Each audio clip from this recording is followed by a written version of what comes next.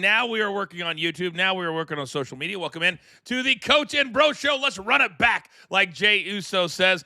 Producer Man's going to handle. I know we had a couple of super stickers the first time. We'll figure that out. Producer Man, just send me what we have. We'll bring him up because I know everything got taken down. I am the coach, and we do this every single Monday and Thursday, 5 p.m. on Mondays, and then 11 a.m. Eastern time on Thursday. Now, let's bring in my partner, who has been traveling all over the place the last week for JCW, for WrestleMania, for WrestleCon, and of course, I'm talking about the greatest writer in the history of the business, my man, Vinny Ruru. Good afternoon, sir. Yeah, Coach, I'm back. I made it through. I pushed through. It was a grueling 4 days, but here I am, ready to go. All right, we've got a million things to talk about. I've been in Florida doing golf, doing the PGA Tour. You were doing Vegas and WrestleMania. I had to, and it's not even a punishment, but Vince, imagine my days on Saturday and Sunday. I started at 9 a.m. Now, I know it's calling golf. Don't feel sorry for me. We went until 6 or 6:30 when the day was over. Then I had to watch WrestleMania, and I hosted the 2-hour post-game show on SiriusXM from 10 to midnight, both nights, Saturday and Sunday. That's a long time. I saw all your serious boys, by the way. I saw old Bubba. I saw old Did you? Tommy Dreamer. Yeah, I caught up with those guys. You should have said to him, what's it like being the opening act for the coach every single day? Yeah. That would have been hilarious. Hilarious. All right. I already see a few super stickers from when we started the first time. There's a lot of new people. Interesting. The Apple CEO is stepping down. Vince, tell the people, because we got a lot of new people that came in, how they could be a part of the show. A lot to talk about today. I'm sure you guys got a lot of opinions, which we both would love to hear. We're going to do that through super stickers or donations over $5. We'll bring you up on the screen. But, Coach, if they take it to the next level, what happens? Oh, it's anything $10 or above. You can get on the Coach and Brolette wheel. And real quick, Alexandria, he says, I won the wheel a few weeks ago, but unfortunately there wasn't an option to ship to Brazil. Sending my support anyway. I'm glad Brock won't be a part of this career killer thing. It failed with Cena. All right, so Alexandra, to try it now. Okay, so email Producer Man, and let's try it again, because we want to make sure you won a free piece. But I think we fixed it, because we have a new merch store. So I think email Producer Man, and we'll get you taken care of one way or the other. If I have to pay for it myself, that's what I will make sure. Even if he doesn't have to pay for it himself, Producer Man, take the postage out of Coach's pocket, because he has no idea what it costs to send something to Brazil. So that one's going to be on Coach. All right, go ahead, Coach. Pick it up. Very, very good. All right, I want to start with Vegas, because we have so many different topics to talk about that aren't even really related to WrestleMania, because we had for 3 months, Vince, leading up to it, how many tickets would be sold? 105,000. So they had 25,000 less than a year ago. How many would be in town? How many would be at WrestleCon? Would be at WWE World? Well, you were there. Give me 3 takeaways you have from your week in Vegas. Yeah, Coach. Number one, a lot of Coach and Bro love. A lot of people watching this show without a shadow of a doubt. I mean, I was getting, with me, it wasn't even Attitude Era. It was Coach and Bro and JCW. I mean, that's what it was with me. Seriously. Well, let me ask you this, because you can always tell people are bullshitting you, or if they really, could you tell that they were really watching the show? 1,000%. 1,000%. No question about it. No question about it. Isn't it amazing? I feel like we're taking that next step. No question. You know, and it's so good to hear. It means the world to us, because we're feeling it too. We're feeling it. And everybody in the chat, they're a part of it. Yeah. And when you build a community like this is something I've never felt before in my entire career. What we have right here. Yeah. And I think it's freaking awesome. What's your takeaway number 2? Number 2, guys, thousands of people are going through Wrestling Con, coming up to me. I'm watching everybody. I'm very observant. Really cool too, bro. Nick Nemeth on one side of me. Buff Bagwell on the other. Bro, do you know what Buff Bagwell does to me? What did he do? Bro, I swear to God, who does this? First of all, let me say, huge fan of Buff's, worked with Buff, loved Buff's mom, but have not seen Buff in years. So Buff and I are at the same table. So it was great to see Buff. Hey, Vince, come here, I want to show you something. So he pulls up a video on his phone. Hey, look at this.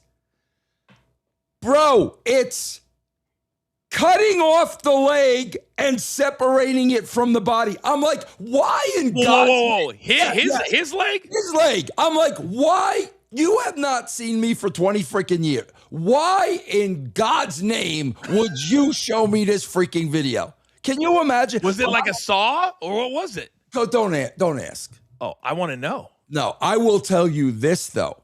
Okay. When he walked up to the booth, coach, I was shocked the way he was getting around. Unbelievable. How was he getting around? Oh, my, great, man. He's doing great. He's feeling great. He's walking around. I mean, my God, what a story. And so happy that he had it done. His life is for the better. And, like I said, just seeing him walk around, man, God bless him, man. Is it a fake foot, a fake leg, or is that what it is? Yes. But how much does he give credit to DDP? Oh, a lot of credit, because he went through DDP first. DDP helped him get sober. So he went through Paige first, and then he went through the process of losing the leg because, man, he was in excruciating pain for years and years and years, and it was never going to get better. But I don't see the guy in 20 years in the first 5 minutes. This is what he's showing. Only a wrestler would do that. Only a wrestler. Only a wrestler. So here's what's your most important takeaway? Well, takeaway number 2, as I was saying, the merch segue. Okay. Everybody wearing the WrestleMania shirts. Everybody. But, bro, there's no individual superstar. I'm not seeing Roman. I'm not seeing Cody. I'm not seeing Rollins. I'm not seeing Mommy. I'm not seeing anybody. Coach, the one shirt I'm seeing over and over and over again. Go ahead. Say it. Danhausen? Yes. Oh, bro, I kid you not. No. Bro, all I saw was it was either a WrestleMania shirt or a Danhausen shirt. I kid you not. I could not believe what I was saying. Are they mostly on kids? No. Adults? Yes. People of all ages. It blew me away. If you would have asked me, he would have been the last guy on my list. Here's the biggest takeaway, Coach. Okay. And this is why I'm glad I went. Because, we've been talking about ticket prices and TKO and all this, that, and the other thing, right? Coach, I have not been in Vegas in about 15 years. Mm-hmm. Coach, the price of everything in Vegas. Guys, to give you an idea, first of all, you know me. And I'm looking at the prices of everything. So I'm just not eating. Coach, I'm just not eating. Coach, I want you to take a wild guess. Coach, a cup of coffee and a plain for breakfast, bro. For breakfast. You want to get the cheapest thing you can get. Of course. So you're walking through the casino. Cup of coffee and a plain croissant. Cup of coffee, plain croissant. And an off-brand place. I'm going to say the coffee's probably, God, the way you're selling it. I'm going to say $13 or $14 for the coffee, and the croissant's probably not. I'm going to say $25 for both. Close, $20. That's still a lot. That's still a lot. Bro, $8 for a cup of coffee and $12 for a croissant. So when I started seeing these prices, so now it's not just the price of WrestleMania. It's everything. Are you kidding me, bro? Coach, I swear to God, it was so expensive. I did not eat. And that part of it, I did not realize. Oh, my God. You cannot bring a family to Vegas for WrestleMania? Yeah, I heard a lot of people talking about that exact thing, that was kind of the hidden cost that nobody was talking about. Yes. We're only talking about tickets, flights, and hotel. Yes. But and they have this new thing, I don't know if you saw it in your hotel room, the restocking fee, that if you even touch a peanut bag, you don't even have to open it. If they have your fingerprints on it, they will charge it and put it on your bill, and you don't even know that it's there. And, Coach, you know what else? This I couldn't believe, guys. I was like, are we serious? Coach, come on, you and I know. Bro, a long day of work. You get back to the room, this, that, and the other thing. Bro, you got the old reliable little coffee maker, right? Make yourself Bro, they don't even put that in the room. Stop it. They make you pay $8. They don't even put that in. I'm like, oh man. Coach, I don't want to, guys, I don't want to belabor this point, but I am telling you, I could not believe the prices just to eat. Oh my gosh. Yeah. That is unbelievable. Yeah. I just got a picture. I don't know if we can load it real quick, guys, and throw it up. But apparently there was it's called the tomahawk steak. Did you hear about this, Vince? $500 for this tomahawk steak. And it comes with it says WWE branded tomahawk steak and fries at Allegiant Stadium for a mere $143. But don't worry, you can even take the bone home as a souvenir. So $143. So if you buy 4, it's $500. That's $500. It's I think that's, as we come out of the weekend, and there's so many other stories when it comes to money, that's got to be an issue. And I think something that TKO is doing, and we have some sound from Mark Shapiro, he's like, well, if you factor in what everybody else is doing, that's just kind of how it is.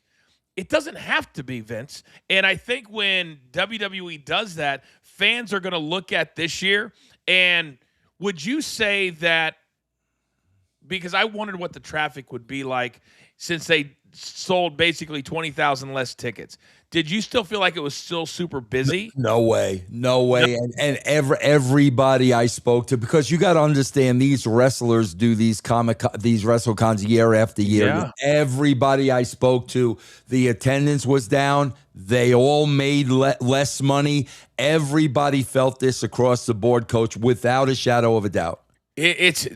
So the last couple of years, I've looked. They make this book, Vince, and I'm sure you were in it this year with all of the non-WWE talent that's selling autographs or signing pictures, and there were hundreds of talent that would come to WrestleMania. And normally, what the promoter would do, and I don't know how your deal worked, is they would pay you a flat fee, and then it was up to them. And if they made over the $1,000, whatever, they may have to change how they do that. If this is going to continue to be an issue. Yes, because what happens, guys, is, because they're paying you a flat fee and now the attendance is down and they're not making what they used to. So, Coach, what they're making you do is signing a million things when it's over, hoping they could sell that on the back end. And I don't blame them, bro. I'm like, guys, whatever you want me, like, seriously, whatever you want. But that's what they got to do. So then they can sell them online at their store or whatever, because a lot of them have stores. That makes a lot of sense. And somebody like you who gets it, you go, okay, I'll do that. I'll do that, because you don't do a bunch of them anyway, and I don't do a bunch of them either.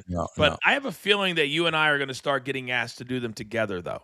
I bet that. I think it's coming. That'd be great. That'd be great. Apparently, Vince, you're not the only one who didn't want to spend any money this weekend, because there was a lot of. I got to say one other thing. Please. Let me say one other thing. Yes. Guys, it was awesome, because obviously I saw a lot of old friends. Oh, I want to hear this. And a lot of new friends. A lot of people I've spoken to, maybe direct messages and stuff, but I've never, ever met them. It's funny, bro, because I met Saraya for the first time prior to WrestleMania. Like, I had no idea she was going to be on it. And I had interviewed her family once. So, she knew who I was, was very nice.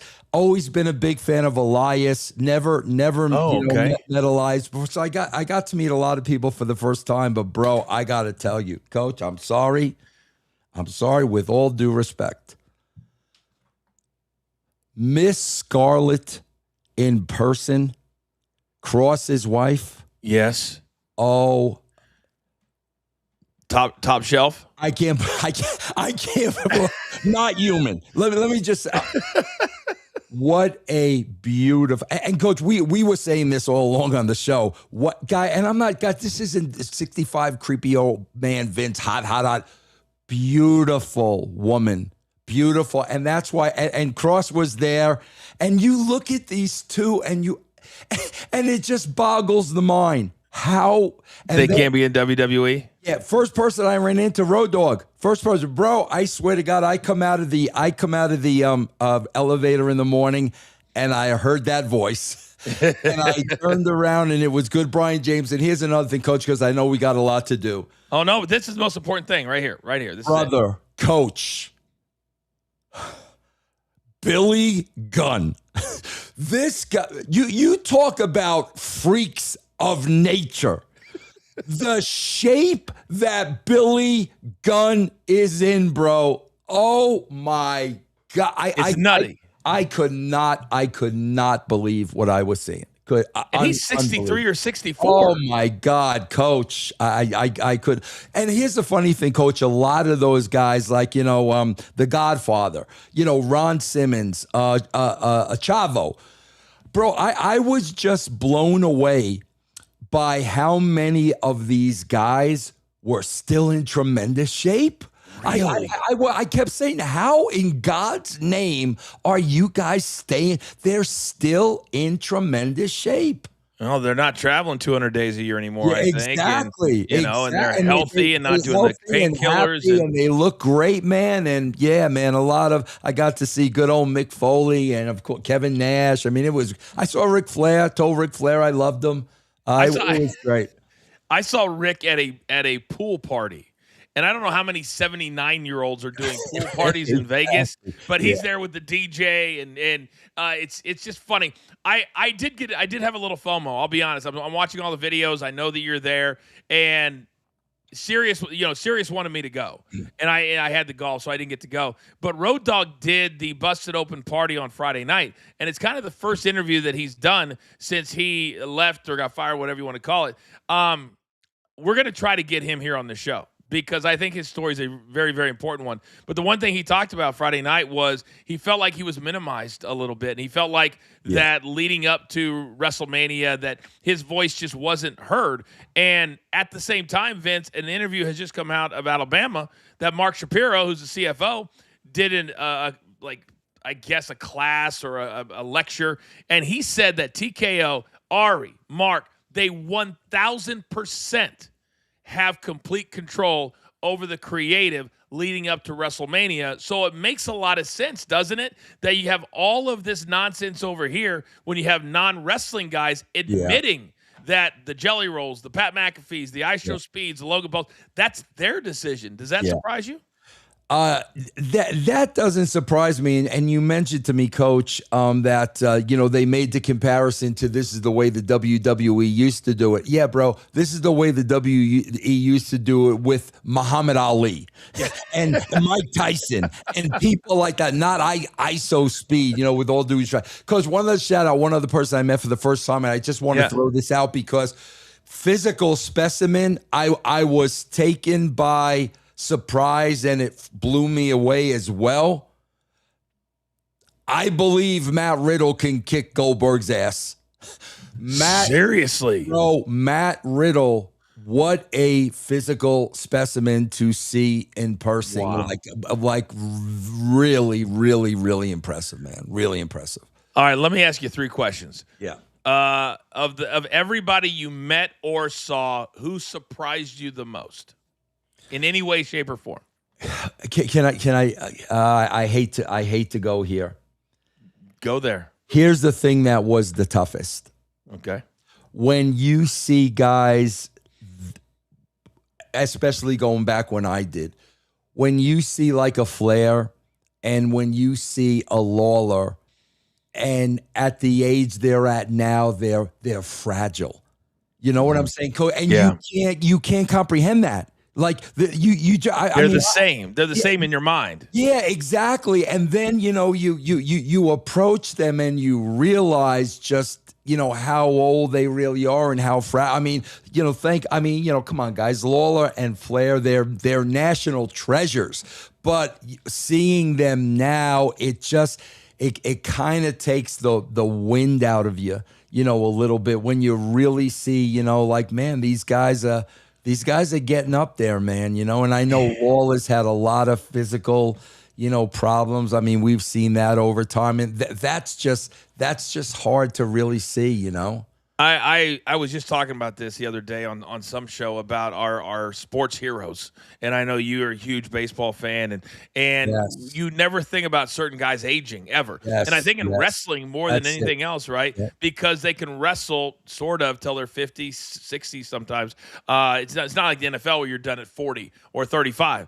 And I think that's the toughest thing for me is our friends and then you run into them in person, you're like, oh my God, they were in their prime. Because when you're in it, Yes. right, Vince, when you're in it, the time goes so fast, and they look Yes. the same to you the whole time Yes. you're working with them. Coach, Right? the one that this took my breath away, and I felt so freaking bad. Coach, I'm leaving now. It's my last day, and I'm leaving. And a guy comes in like one of those electric wheelchair cart type of things, right? And he goes past me, and he stops, and he says, "Vince, how you doing?" And I said, "I'm doing good." And he had to tell me Who he was? Dean Malenko. Oh no! Now, Doesn't he have MS? Yes, bro. Now you guys got to remember, I worked with Dean in 1999 in WCW, and bro, Dean Malenko could kill you by looking at you. Yeah, he was such a badass. Oh my God, bro, and that's what I'm talking about. But again, Coach, I mean, look at me. Yeah, you know what I'm saying? It's you kind of come face to face with your own mortality, you know, Yeah. because we're not too far, beyond these guys, behind these guys, and that to me was the hardest part, especially since it's been 10 years going to these things. There's a lot of aging in 10 years, Coach. The body starts to go, especially in the world of wrestling, and I think a lot of you out there watching right now, it just does, and you don't notice it because you're in the body that you're in. Yes. Dean Malenko, I have two great Dean Malenko stories. Yeah. Dean, for people, he's the man of 1,000 holds, Yes. and when you watch some of his videos from the '90s, man, could he go? You talk about cardio. This dude could go. So my first pay-per-view match was Tajiri. And he was our agent, so we flew back to Stanford, and we're down at the, in the where they had the practice ring at. And Tajiri always liked to fake people that he couldn't speak English, but he lived in the States for 12 years. Stop it, you can speak English. Yeah. But I looked at him, I remember Dean standing there, and I go, "Hey Tajiri," I said, "as long as I get my shit in, we're gonna be just fine." And Tajiri looked at me, he goes, "You have shit?" And Malenko goes, "No, he is the shits." And Tajiri laughed. I was like, "I thought you don't understand English." But it was a great line. Then he's also the guy that when we were in Europe and Cena had just become world champion, Ric Flair said, "You've got to pay for all of the bar tabs when you're the world champion." Classic Flair. And so John Cena had spent 35,000 pounds, $70,000 in 10 days on bar tabs because Flair told him to. And we're sitting there, and I just asked Cena, "How much have you spent?" Malenko walks up to him, whispers in his ear. Cena takes his beer, sets it on the thing, walks to the elevator, and disappears. I said to Dean, "What did you just say to him?" He goes, "I told him that he had to go 60 minutes tomorrow night with Shawn Michaels on Monday Night Raw. Iron Man match." Yeah. And I remember, because I was traveling with Cena at that point, and I remember Cena coming out, because we respected the business a lot back then. We watched it. He come out, you could smell the alcohol coming out of his pores, going 60 minutes. Oh, can you imagine how he felt? Oh my God. But you never knew. He was always the first guy to get up at 9 a.m. to go to the gym, and he was the last one to close the bar down. So, and I will say one last shout out of love. Yeah. I love this. I got my picture taken with one person. I marked out one person. I had to get my picture taken with one person. Who? And these are the things, bro. We watch today's wrestling, and then you see that one person, and you're like, what happened here? Oh, who is it? It was me. It was Nick, and it was the Honky Tonk Man. Oh! And I'm like, my God, you want to talk about all-time great? How many bumps did Honky Tonk Man? think about how many bumps Honky. You know what I'm saying? But you want to talk about great performers, man. Oh man. I mean, my God, come on, man. Oh, now I do have to ask you, because I would not be doing my job. Yeah. If I didn't ask you about this, because I had people sending me videos of everything. Right. And two of our arch nemesis, unless it was AI, decided they wanted to get in the ring, and Alvarez and Sean Sapp. I have no issues with Alvarez whatsoever. I actually kind of like him. I don't mind him. Sapp is a different animal. But I heard that our friend was in the same building as you. Oh, bro. And hightailed it out. Guys, I got it. No. He didn't hightail it out. Oh, he didn't? Okay. I'm going to be honest. But okay, be honest. I listen, I'm being totally honest with you. So we're in the arena where our show's going to be, and we have a separate locker room. You know, everybody's getting dressed in there, and Mac Davis, you know, who's our stick guy, comes up. Vince, Meltz is in the building. Bro, I swear to God, guys, and I have to, Coach, I'll give you the punchline. Bro, I sprint, and there's people everywhere. Bro, it's crowded. I'm sprinting through this. Oh, my God. And as I'm getting to him, he disappears through a door. He did not see me. I don't want to say Okay. did not see me. He did not. But, Coach, here's the funny thing. Okay. So I run, and I see him disappear through the door. We're talking about 10 seconds. Coach, I had no idea what I was going to say to him. There was no way he was going to be there, and I was going to be there. And Coach, can I get one other shout out? Of course. This is great. This person I got to put over.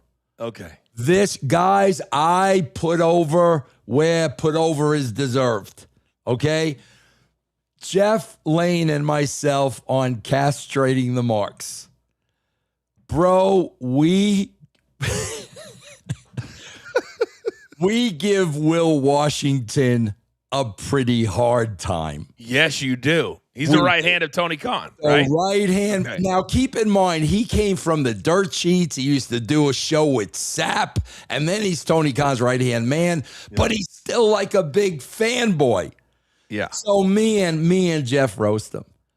So, bro, I'm standing there. We're getting ready for the show, whatever, and I turn around, and Will Washington. No way. He's standing right there. Came up to me. Stop it. Came up to me. But, bro, a little bit of a gimmick, though, because he came up to me with his two beautiful children. He's got two beautiful children. Okay, he's a good-looking guy. Guys, yeah. I have to tell you, Will Washington came up to me, and I said, brother, you have no idea the mad respect I will have for you from this day going forward.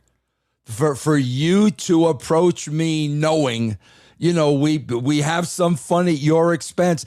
And, bro, you know, I had a great conversation with the dude. I learned a lot about the dude.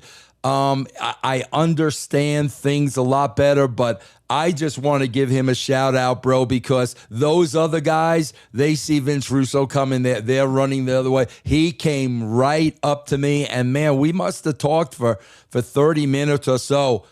That guy will he's not really a kid, but he will have my respect for the rest of my life. And I think everybody should understand that in this wrestling business, most people that get it understand that most of us are a gimmick. Most of us, it's a work. We are when we come on the show, we are performing. Now, I'm the coach and you're Vince Russo, but we are performing for 4 hours a week, whatever we're on for. And people like that who get it, when you see each other in person, you're like, hey, I can respect that you do it. You know, I've never gone after Meltzer for anything he said about me. Yeah. It's what he does or Washington or whatever. Bro, you want to hear something funny? Yeah. Guys, you got to understand me. If somebody's got heat with me or I got heat with them, whatever, I will go up to freaking anybody. Okay. Coach, true story. This is a true story. I heard Bischoff was going to be there. Okay. I planned on going up to Eric Bischoff and shaking his hand. I planned on doing that, and I was kind of disappointed he wasn't there. I guess they had an event this past week. They had a huge one, RAF. Yeah. And I was kind of disappointed for that because I was really, really going to do that. But I'll tell you who I went up to. Who'd you go up to? I went up to him and I said, you know, you go on your podcast, big shot. Oh, you're gonna come out to Colorado and kick my ass. I said, bro, let me tell you something. If you would have set one foot in Colorado, I would have kicked your ass post to post. Brother, you know the deal, brother. You know the deal. Laughing. Fatu, bro. Remember Fatu was coming to Colorado because I said the belt was a prop, remember? Bro, yeah. I got right up there. I said, come on, bro. He just went hysterical, but that's what we do, bro. That's what we do. That's what they do. Oh, God, I love that about the wrestling business. Yes. Yeah, it's By the way, though, most people don't fight, but your boy did fight. Big Yes. Vito. Oh Big God, please, Vito. I please. saw that. I thought it was a work at first, and then I got smartened up that it wasn't a work. Boy, that was some viral video stuff. Yeah, he's a little out of control. He's a lot. Well, he's a big star again. He's a big star again. All right, I'm giving you the show back, Coach. I did. All right, that was awesome. I brought down memory lane. It was awesome. It was awesome. Real quick, let's go through a few super stickers and then get into WrestleMania. Visionary music. Love the commercials of WrestleMania 42. They even sprinkled in a few matches between them. That's very funny. That's very funny. We'll get into that here in a second. All right. The Kingmaker. Have Oba retire Lesnar, Punk, and Orton. Gunther retired Goldberg, Cena, and Styles. Keep them apart and slow build Oba versus Gunther for WrestleMania 44 or even later. Not bad. Also, Traffic Jam. Good day to Coach and Vince. Oba Femi is the future in WWE. JCW Stranglemania is too damn good. You have a good day, gentlemen. A lot of people talking about that. Yeah. And then finally, Conniption, rest in peace, Van Hammer. Vince, any good Van Hammer story? Yeah, I did get to work with him a little bit in '99. He was a really good dude, man. Very, very well liked in the locker room. A lot of people say it over the death of Van Hammer, man. All right. A few more. Mr. BMM, worst WrestleMania ever. Dad bods have infested WWE while main event bods are buried. AEW sucks too. Darby's a world champ while Lashley is a mid-carder. Why? That happened on WrestleMania week, and I don't know why Tony did it, but he had MJF lose on WrestleMania week when it didn't make an impact. A little strange to me. Jack Fields, the bad part about Cody's injury is I believe his daughter saw it. That didn't. She would not be dramatic for her. She's been around a lot of matches, so I don't think it's going to affect her too much. And then finally, come on, Russo, bring Shotzi, Cross, and Scarlett to JCW. You'd love that. I definitely would love that. Yes. They cost money, everybody. They cost money. Hardscopes, a report came out speaking at the University of Alabama. TKO president Mark Shapiro. Yeah, we talked about that. Complete control over WWE creative. And that's kind of where I wanted to go today, because after everything that's happened, all the build-up, Vince, and everything about WrestleMania, we could talk about it till we're blue in the face. But the bottom line is this. They had 20,000 less people, so that's 20,000 less tickets. The food, the merchandise, that's millions of dollars they didn't make. Now, they did still make a lot, but now as we have tonight, and wasn't it always this way, Vince, that the next day we hated that we had to have a Raw, that we had to perform the next day? I hated it because you go to the party, you're drunk till 5 a.m, you get up and you go. But now, Vince, I think that you and I have been the leaders in this. What do you think, and how quickly do things change starting tonight between TKO, who've admitted they control all the creative, not Triple H. They've neutered him with this interview. And now Triple H has to now be in his position starting tonight with the whole world knowing that he doesn't call the shots. I find that I find that a little fascinating. Because, Coach, can we look at that like another way? Could it be possible they're trying to take the heat off of Triple H? The heat for what?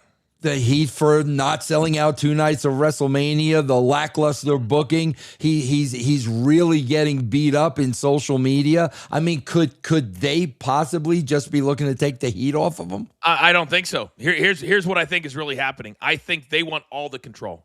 I think their egos are so large, Vince, that they believe that the money is the story. They believe that the biggest deals we've ever had, ESPN, Netflix. Part of that interview I listened to with Shapiro today on the plane, and he talks about how they've revolutionized the business with, he goes, back then it was just Peacock and a little bit of USA. Now we have done the deals with Netflix, USA, ESPN, blah, blah, blah. I think they want to take all of the glory to themselves, so then when something happens, they can come in and go, Triple H is like everybody else. He's not above them. We're above him. That's what I think. Yeah, is that crazy? No, Coach, I gotta, man, I gotta put you on the spot here. Okay. Because I'll tell you what my biggest cringe of over the weekend was.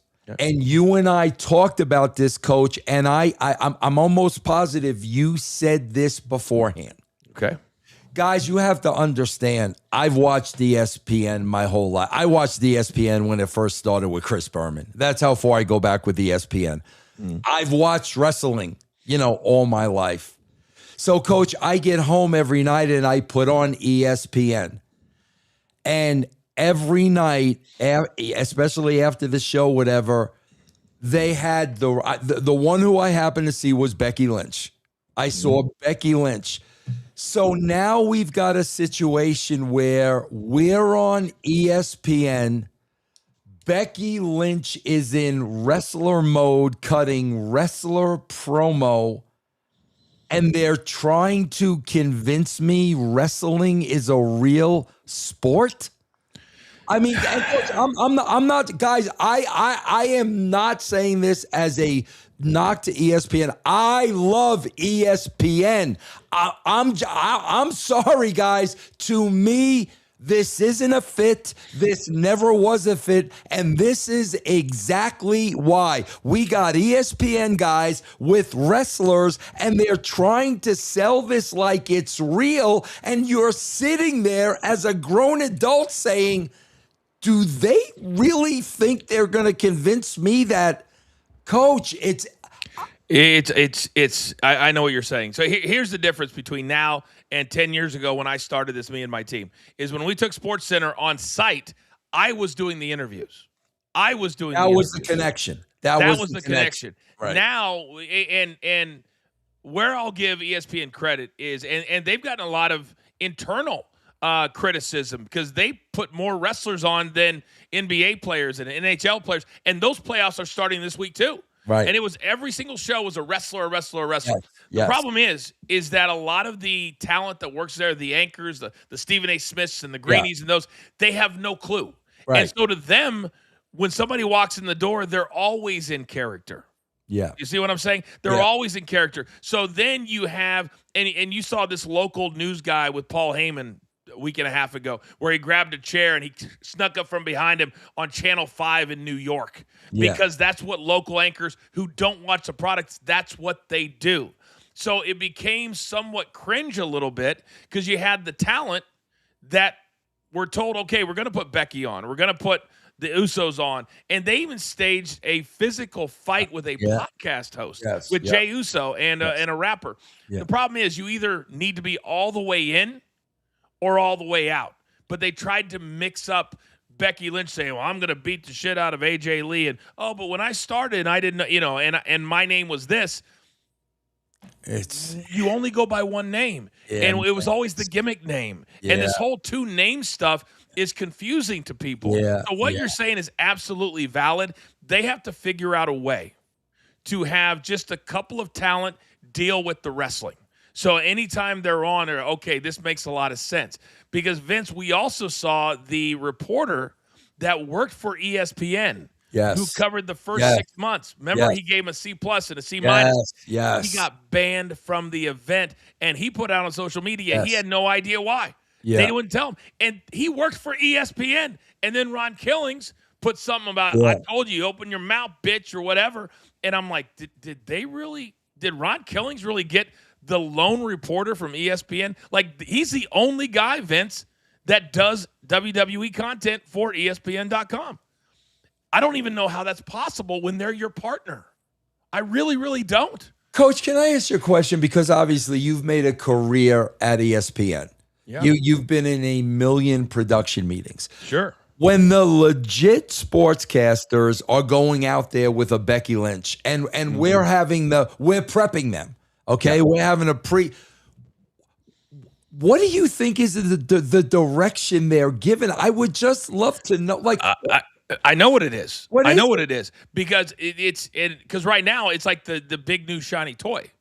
That's what they are, because this ESPN app is the future of their business. Right. So when they signed and they walk in and you have the executive or the associate producer of the show, because every show has their own show unit. Right. So you work in sections. So you walk in and they'll come in. The researcher will come in and hand questions, or the PA will hand physical questions Right. to the talent. So the talent doesn't have to do any homework at all if they don't want to. Yeah. Does that make sense? Yeah. So now Yeah. if you don't do homework and all you're doing is reading, and then all of a sudden Becky Lynch or AJ Lee or CM Punk, and you don't know that CM Punk is not his real name, and then somebody references Phil, that throws them off because they have no clue what you're talking about. God, that's And yeah. but Vince, here's the bottom line. It's as simple as this. They're not wrestling fans. Right. Yeah. And so if they're not wrestling fans, a lot of them, when I Right. got there, my first 2 years were brutal because I was the wrestling guy that somehow got a job at ESPN. And Yeah. I didn't deserve it. I wasn't good enough. They didn't listen to anything I did. They were just like, he was the fake guy. Yeah. There's a fake guy. And so now that's always been an issue. Always been an issue, which is why a lot of people think it's not a good fit at the end of the day. And let's be honest, to not just pick on or get on ESPN, Coach, we saw this same thing on Fox. When 1000%. When on Sundays they were trying to make the WWE a thing during the football games, we saw it's very uncomfortable, Coach. It really, really is. I don't blame them for testing it out. Yeah. Because There's last a lot year, of money involved too, Coach. A lot of Let's money be honest. involved. A Okay. lot of money involved. Right. And they had to look at a few things. And Vince, you got to remember that rights fees only come up every 5 to 8 years. Right. Like NFL does 10-year deals, NBA does 10-year deals. So the reason Paramount paid so much for the UFC is that was the only live event company that had anything available. Yeah. And so when WWE came up and they're owned by the same people, all of a sudden you're like, well, I can't do NFL or NBA. Or if you're ESPN, you say, I already have them. Right. So how can we get a different audience to pay $30 for the app? Because we need this many people to pay $30 to make this financially viable. Got it. That's why they did it. Got it. To have a different audience. Yep. And so, but it's tough to watch when the talent and the anchors have no clue what they're talking about. Yeah. That's very fair. It's a tough watch. It is. Yeah. Yeah. By the way, Stephen A got booed out of the building when they showed him at WrestleMania on night number 1. Booed out of the building. It was awful. Awful. All right, so a few things when it comes to WrestleMania. The ticket sales, Vince, they sold a lot. They sold a lot Friday and Saturday morning, and there were people online that were like, Coach, you told me Sunday I could get tickets for $100. I said, I never said that. What I said was my friends walked up, Vince, at the last minute. I had a buddy who got a 30th row ticket for $150 as they were singing the national anthem. Yep. Doesn't mean everybody's going to do that. And so it was kind of hit and miss. But Vince, how concerned should they be that they had over 20,000 tickets less than the same building a year ago? Well, let me ask you this, Coach. Here's the answer to that question. How less was the gate? Because let's be honest, I think that's all they really care about. They did raise the ticket prices 25%. But remember, the last month or two, they lowered them back 25%. Right. We don't know gate numbers yet. We don't have gate numbers yet. I would think that's the bottom line. I mean, would you agree with that? 100%. 100%. Right. That's all the stories I got, but that's what they're doing right now, Vince. Instead of saying we're sold out, where you had John Cena saying over 50,000, and even addressing the ticket issue in his promo. Yeah. In his promo, I was just like, it was still a little bit of cringe for me that they brought that storyline to the show, and it was almost like when they started the show and they brought McAfee out, they said, we're going to cut this at the knees. He takes maybe the worst vertical jump in the history of vertical jumps by Jelly Roll, a horrible elbow, and then Vince, what do we talk about all the time? A storyline needs to be what? Realistic. Yeah. Vince, if Jelly Roll drops an elbow on you, are you going to need a stretcher to take you out? Yeah. And then 20 minutes later, are you for some reason going to put on a referee's shirt and come flying down the aisle to save your boy Randy Orton when you had to be taken out on a stretcher? And they even did the whole thing where they, like this, he did the double finger. I thought sure with the double finger thing that they had gotten Stone Cold. And I was like, this is the only way they save this. Yeah. Is if his Stone Cold comes out, and obviously he didn't come out. Coach, that's the one thing, man. I'm reading the comments all weekend, and it boggles my mind because, Coach, we came out here on this show and we said, unless Vince McMahon comes walking down the stage this is gonna suck. That's Yep. what we said. And we said, guys, The Rock ain't coming. The Rock ain't coming. So, guys, you could do, nothing against Paige. You could do Paige. You could do a Brock Lesnar retirement. You could do Liv Morgan doing her music video. You could do all these little things. What did we say, Coach? So, Coach, my question is this, and I got to question people in the room. Coach, you and I we're logical guys. Yes, we are. What have we said, Coach, for the last 6 months? Bro, this company is paying Rock millions and millions and millions of dollars. He's on the board of directors. He has not tweeted or put over WrestleMania one single time.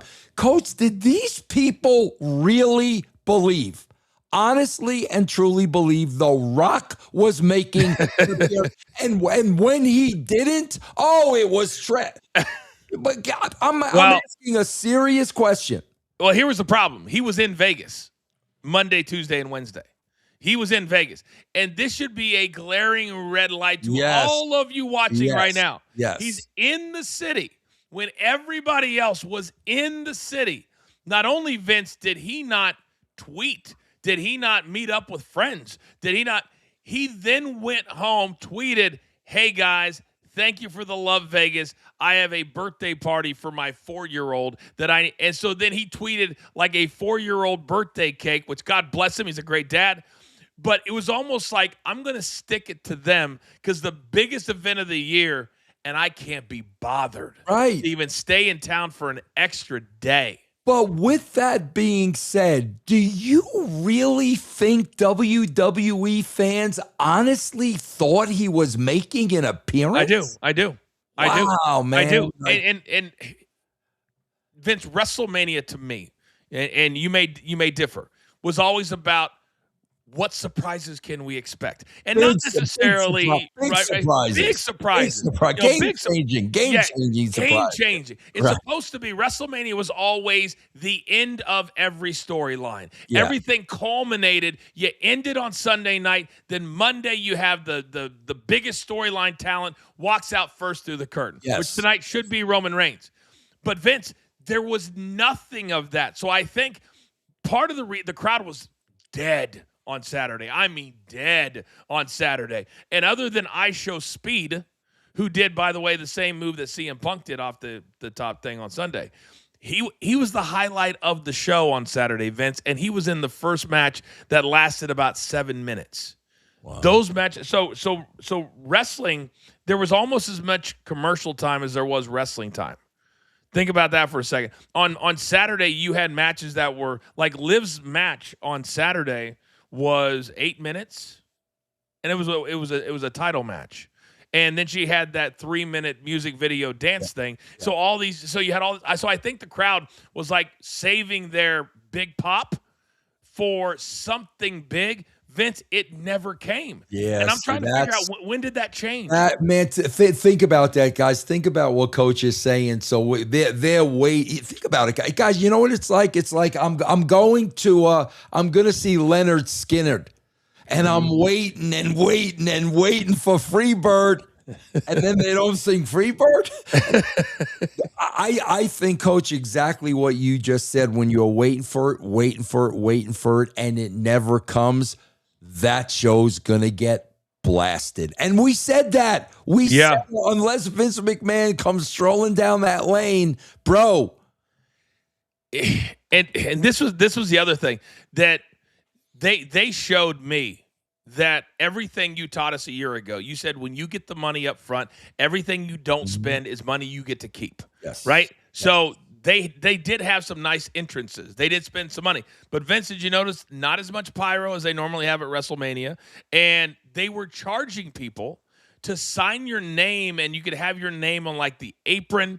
They had 9 or 10 advertisements on the mat itself. You had every turnbuckle had a bank on it. It was no matter where you went, no matter what you did, it screamed money, money, money, money, money. And I think the fans that were in attendance that finally got there said, you know what? Could you at least for one night make it about us? Yep. Make it about us. Yeah, man. And they didn't do that. Yeah. They didn't do that. And then in the Cody Randy thing, when you had Jelly Rolls out there for 30 seconds, he's one of the biggest music stars in the world. And Vince, they've made him a normal talent.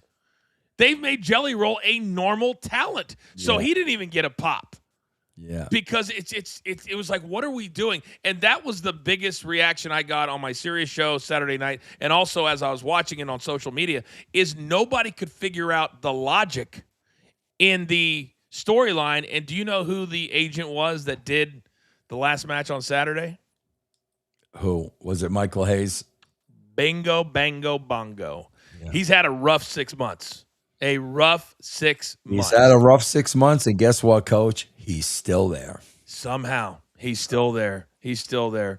Plenty more coming up on the Hall of Fame. Real quick, got a couple of super stickers here. Keep them coming. Keep them coming. We're having a great time today reminiscing on WrestleMania. DJ NORO says, I don't blame Triple H for tickets not selling. It's Nick Khan. He raised the prices. And Vince, is the rumor true that JCW is trying to partner up with AEW? It's not a rumor. I mean, I've said this publicly. I would love to collaborate with Tony and AEW on something. I've said that publicly. I think it could help both companies. I really do. No question about it. Yeah. No question about it. Tony, you know our number. You know. Yeah. By the way, he's done a couple of things. He listened to us, Vince. He listened to us. He did.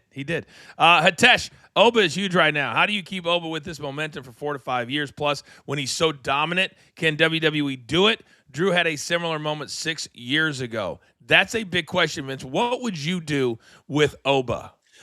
Give him stories, man, and they're not going to do that. He's a physical specimen. He's going to go out there. He's going to look the way he does. He can cut a cool promo. He's going to kill people. And if they don't give him stories, that's just going to run its course, man. It really is. It really is. All right, let's go. Young Reckless, please. I hope Triple H put Oba against believable people like Roman, Fatu, Drew, Gunther, Royce, and not guys like Sammy, JD that will ruin his aura like Gunther. Vince, I think you may have gotten your wish, by the way. Sami Zayn got beaten about 3 minutes. He got booed out of the building. And I think fans that watch this show are starting to go, wait, Coach and Vince have been talking about this for a while. He stuck out like a sore thumb. You're at WrestleMania next to a guy that looks like $1 million, works like $1 million, and you're going to wear the same stuff over and over. I just don't think Sami Zayn gets 2026. I think it's as simple as that. Yeah, especially with a lot of they are bringing in, a lot of physical specimens. Some of these guys, man, that I'm seeing are very, very impressive. And that's great. Coach and I are calling for that all the time. But like I said, Coach, unless you give them a character and a story, it's going to run its course. No doubt about it. Character stories. I think WWE is going to realize after this weekend, after we publicize it, they got to start from ground freaking zero.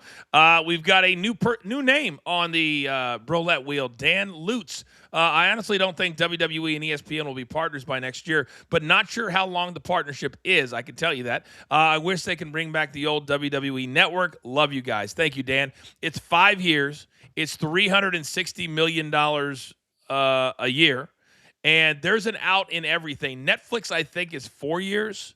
I don't know what the out is for ESPN, but Vince, if they continue this, and they're not getting the numbers that they thought that they would want, I don't know what they do, because this is a 5-year contract at over $300 million a year for 12 shows. It just, I kept saying this when it happened. There was a history with Fox.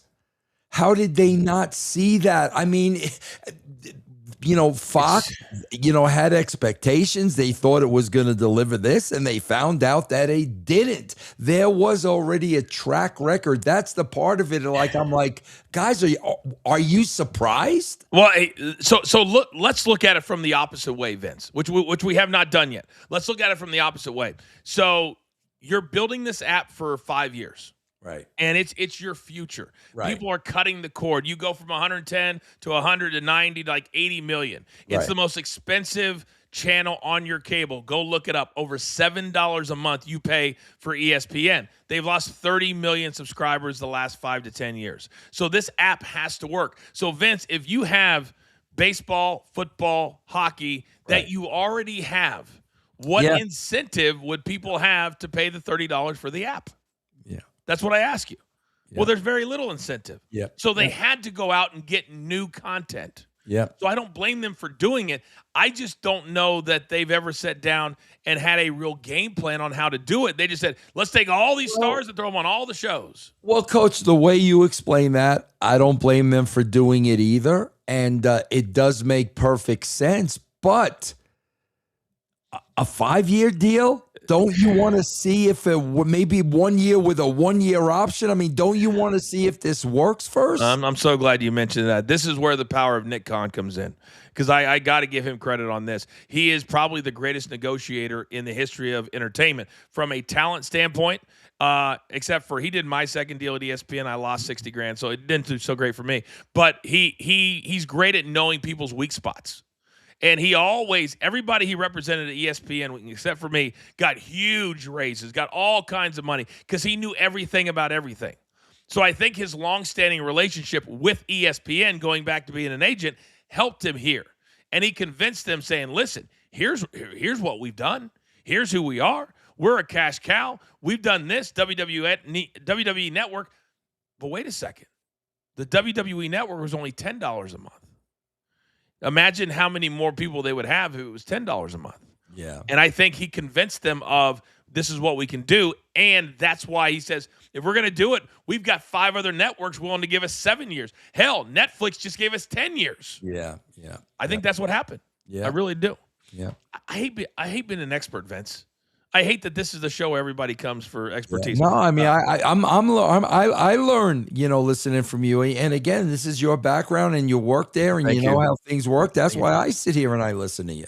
Thank you. You are watching the Coach and Bro Show, one of our highest live audiences ever, Vince, right now, today, which doesn't surprise me. Doesn't surprise me. We love all of you guys, and you've been talking to each other. You understand. You come here, we talk about the business, not about segment by segment. Hitesh, my man, you are a premium member. By the way, I'll be tweeting out in the next day or two. We're going to have our next watch along with Big Tommy C for premium members only.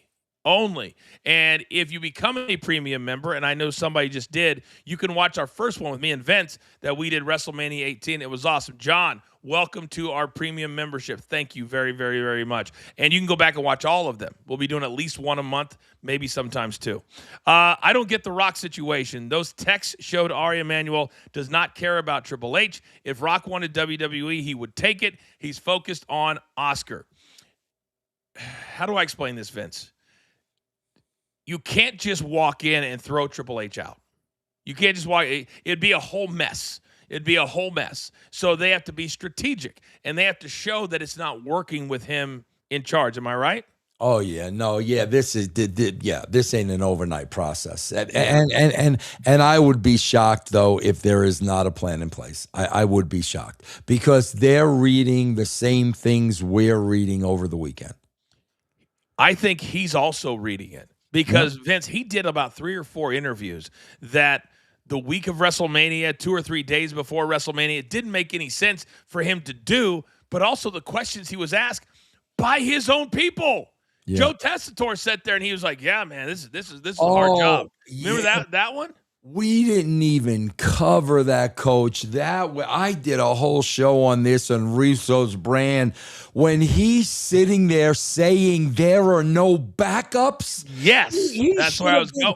Bro, I would have fired his ass before WrestleMania. And then he's saying, this isn't the NFL. If an offensive lineman gets hurt, Bro, that's on you. That is 100% on you. And for him to say there are no backups, who's supposed to be developing these backups, Coach? The head of creative. I mean, my God, I could if I'm reading those comments and I'm his boss, brother, you're out of here. You're responsible for the backups.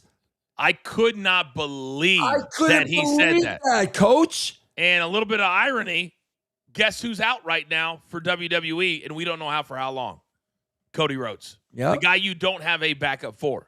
Vince, you cannot continue to have the 40-year-olds and older win over and over and over, and don't let these young cats win. You can't build a star until you let them win and beat somebody of note. But yet they protected Cody, and we love Cody. But even Cody would tell you that, and he did tell you, the lead up with the McAfee, and he said it's the worst storyline of all time, which, Vince, have you ever seen a bigger pivot for one of your main storylines than what they did the last 2 weeks? Yeah, well, exactly. This type of a pivot in such little time. That's what it was, like out of nowhere. That's what it was. And then Triple H in those interviews, and he even hosted Stephanie's podcast and interviewed her since she was getting inducted into the Hall of Fame. And this is where there's a little bit of tone deafness. The Hall of Fame itself did not sell out, by the way. And Vince, do you know, I don't know if you heard about this, you were busy. Stephanie went for 60 minutes. Oh, God. 60 minutes. Wow. Never wrestled. She was a character. Understand she's the McMahon name. She did mention her brother. She did mention her father. But Vince, how do you let her go for 60 minutes and then Sid Vicious and his family was not allowed to say one single word about him? That's terrible. That's terrible. Terrible. Let me ask you this, Coach, because I don't know, because I didn't get to see any of that. But was Brother Shane there? No. Not that I saw. Not that I saw. Yeah, there's such a deep dislike, maybe you could say hatred, for Triple H. People have got to understand, I was there when they started the dating process. And in all of these interviews, she talked glowingly about that process and how she felt it coming. And they were doing the whole angle where he drugged her and they got married. And her best friend said, when he walked in the door, you just changed. And those are the stories, Vince, she told for 60 minutes. Wow. It was their love story. It wasn't about why am I in the WWE Hall of Fame? You know? She did what did producer man said. So here's the quote. I also want to thank my brother Shane, who is always there to protect me and stretch me and who taught me how to be tough, and to his wife Marissa and my nephews Declan, Kenyon, and Rogan. No matter what has happened and what will happen in this life, I will always love all of you. No matter what has happened. Well, she's telling us right there something happened. I mean, why would you make a statement like that? No matter what happened. I'm wondering, Vince, if Triple H is starting to really feel the heat. Oh, and no doubt. Do you think so? I really think, because it's kind of like Vince getting pushed out too. Guys, you worry when you lose your jobs. You worry about how am I going to pay the bills. Yeah. These guys are worrying about what does my legacy look like. They have millions and tens of millions of dollars. And I think for Triple H, when you have all of these other guys, the Triple H's, the Rocks, the Cenas, the Batistas, and now Roman and Cody that are in these big movies, and Triple H isn't, and all of a sudden he's getting all the heat from all the fan bases. Vince, I don't know that he's ever had a rougher time for his own ego and legacy than right now, and he kind of brushes it off with a joke here and a joke there, and it's tough, and it's not as easy as everybody say. Vince, you did it. Yeah, and you know what? I don't level. Yeah, I don't want to sit here and I don't want to be a dick, but brother, you brought this all on yourself. What do you mean? He brought this all on himself. Coach, his face is on everything. He's on top of buildings. Guys, I swear, bro, listen, this is such a smaller scale, but this is the basic fundamentals. I manage Caleb Conley at JC. I don't manage him. He's like my guy. He's a chosen one. I make sure everything is about him. I make sure everything out of my mouth is putting him over. That's what I do. Triple H is the complete opposite. Everything out of his mouth, everything he does is putting himself over. So, bro, you do that for years and years and years and years, then everybody's going to look at you like, that's the guy in charge. That's the boss. He's always putting himself over. So guess what, bro? When creative sucks and we have a situation like this, now they're going to come after you. So the bottom line is, brother, you've got nobody to blame for this but yourself. You are watching the Coach and Bro Show. We are live every single Monday at 5 p.m. Eastern Time and also on Thursdays on the Stadium Network at 11 a.m. Eastern Time. So, Vince, you talk about doing it to yourself. So, after both nights, they have the live post show outside with the crowd behind him and all that. Normally, Triple H has done that. He did not do that. And in the previous one, he did an interview like around Gorilla with Jackie Redmond. So he wanted no part of being out in front of the live audience. But guess who showed up on SportsCenter last night after WrestleMania was over, which is a very controlled environment. It's one camera. You're talking to the anchor who's back in Bristol. Triple H did that. When, again, that should be a person that the casuals can say, man, I saw that Roman Reigns guy in the main event tonight for an hour bring down the house. Because that was one of the big positives from me. I thought Roman and CM Punk had a great match last night, like a classic one. But Triple H putting himself on SportsCenter and on all of these podcasts leading up to the week, he had so much focus on himself when he had to feel it. Couldn't he feel that, Vince, the entire week, that all of it's on himself? So the natural thing to do would be to pull yourself out of it. Coach, let me ask you. See, this is where it becomes difficult for us because we don't have an ego, so we can't answer that question. He may not see that.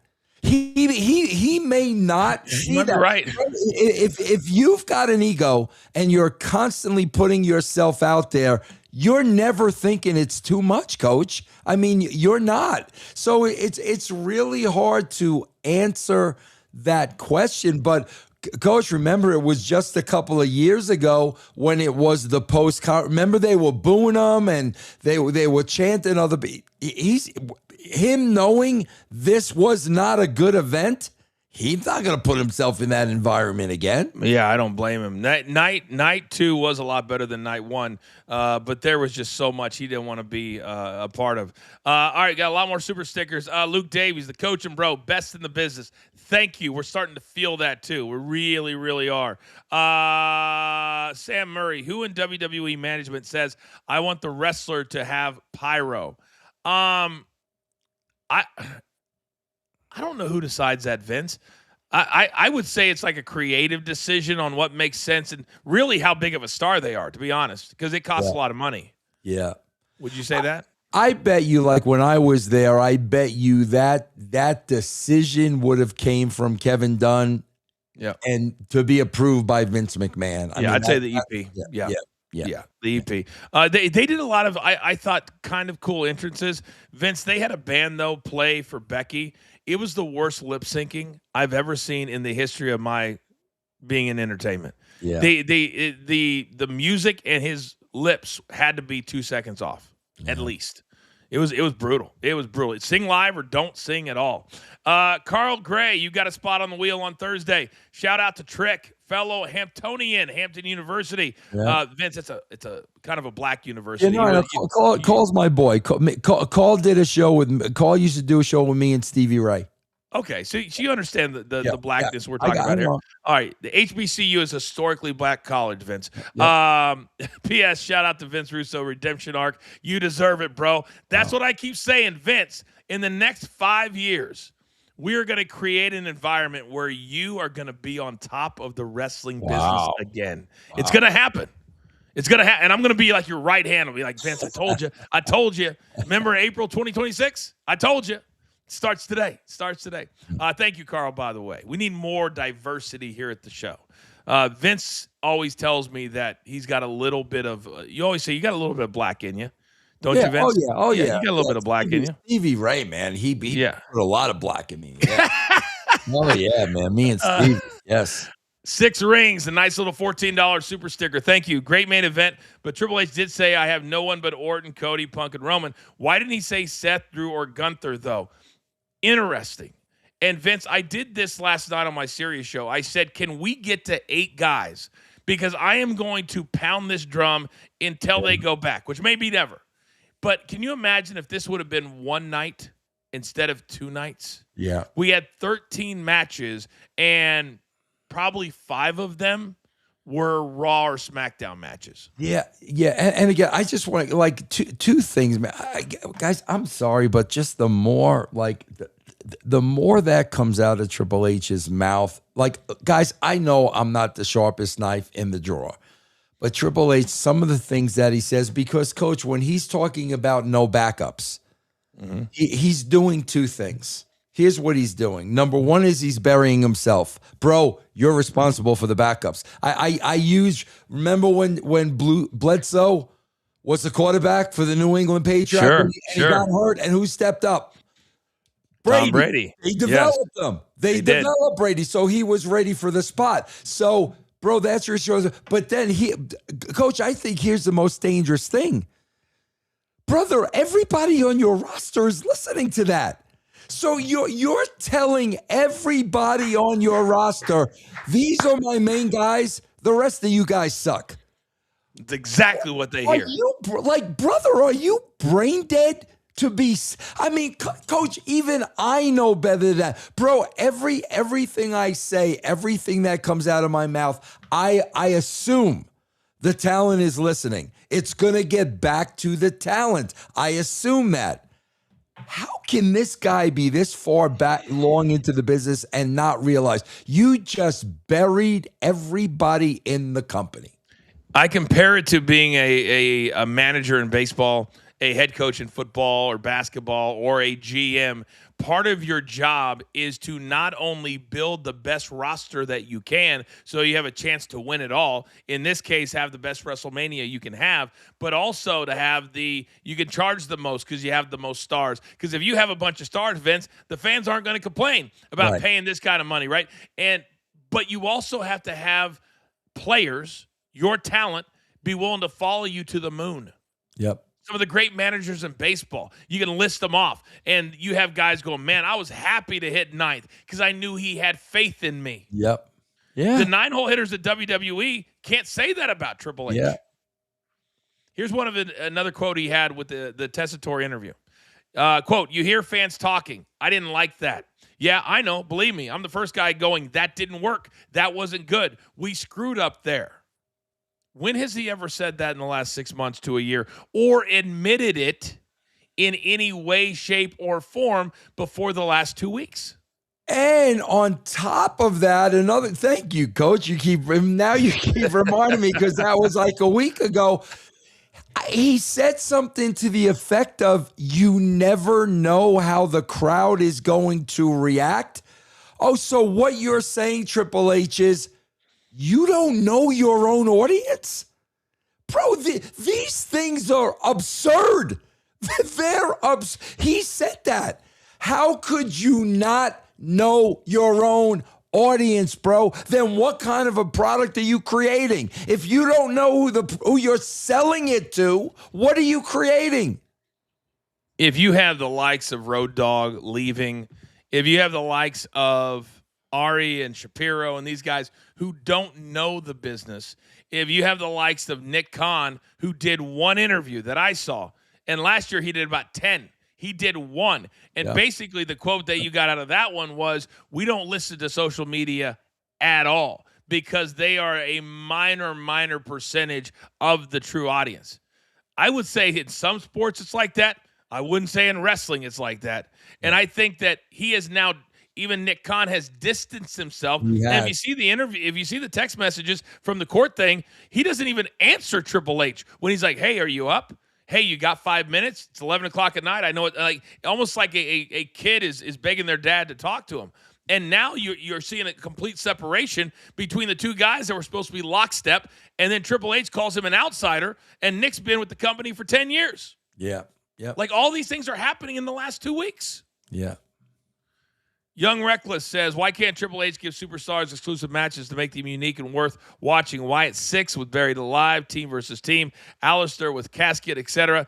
That's another thing, Vince. They threw a couple, like they made the street fight with Dirty Dom and the Demon last minute, literally on the pre-show. They had a unsanctioned match. Vince, there was no blood.